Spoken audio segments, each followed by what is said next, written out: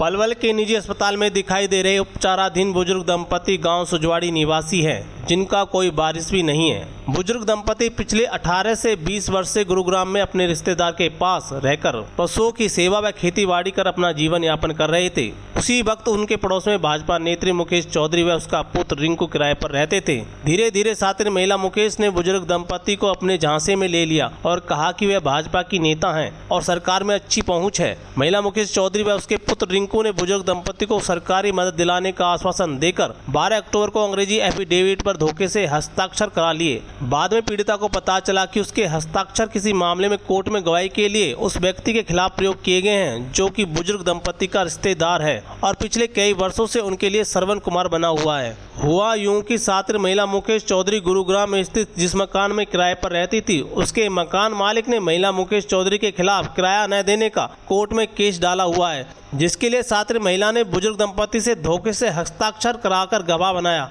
कि उनके सामने मकान मालिक को किराए के पैसे दिए थे, जबकि बुजुर्ग दंपति मकान मालिक के खिलाफ नहीं जाना चाहते क्योंकि ऐसा कोई वाकया उनके सामने नहीं हुआ। उनको तो केवल सरकारी मदद दिलाने का आश्वासन देकर फर्जी हस्ताक्षर कराए गए थे। अब सातिर महिला बुजुर्ग दंपति को झूठे केस में फंसाने व जान से मारने की धमकी दे रही है। बुजुर्ग दंपति की दिन रात की नींद व चैन गायब हो गया है और वे भाजपा नेत्री मुकेश चौधरी के डर से पलवल में छिपकर रह रहे हैं। मामले की शिकायत बुजुर्ग दंपति ने चांदहट थाना पुलिस को दी। क्या धमकी दे रही को मुकेश महिला क्या कहती है? वो जो कहती है कि हमारे गवाह बनो, जबरदस्ती तो गवाह बना रही है। वो हमें अंगूठा लगवा ले गई झूठो हम पे।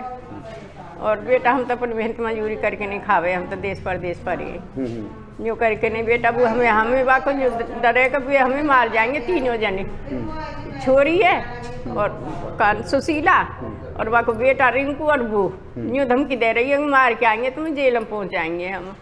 बेटा हम तो घबराए डोले हमारे तो बच्चे ना पढ़ने का।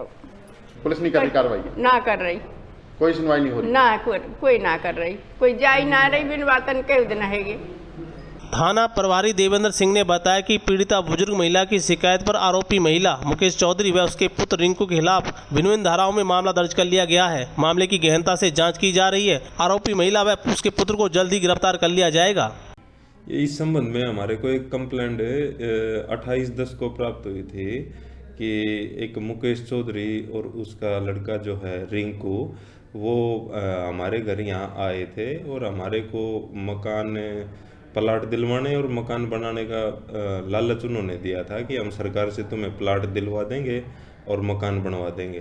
तो एक एफिडेविट उन्होंने लिया हुआ था और मेरे से उसने हस्ताक्षर करवा लिए। तो इसकी कंप्लेंट की जांच के संबंध में जब हम वहाँ सुजवाड़ी गए, उस लेडीज से पूछताछ करी, तो इसमें हमने मुकदमा दर्ज करा। मुकदमा 366 नंबर 420 67 68 71, तो उस मुकेश चौधरी और रिंकू के खिलाफ। मुकेश चौधरी को धमकी देती है कि भाई अगर गवाह न दोगे तो ये कर दूंगी, जान से मारने की दे रही उनको धमका रही है।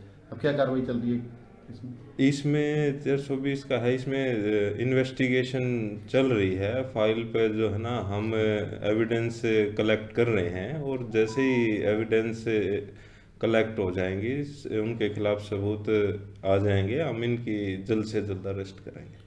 शिकायत में कहीं कहा गया है भाजपा नेताओं से भी संबंध है इस महिला की जो मकान दिवाने की कह रही थी लालच? सरकार की तरफ से कहा गया है, बाकी पर्सनली उन्होंने किसी का नाम नहीं बताया।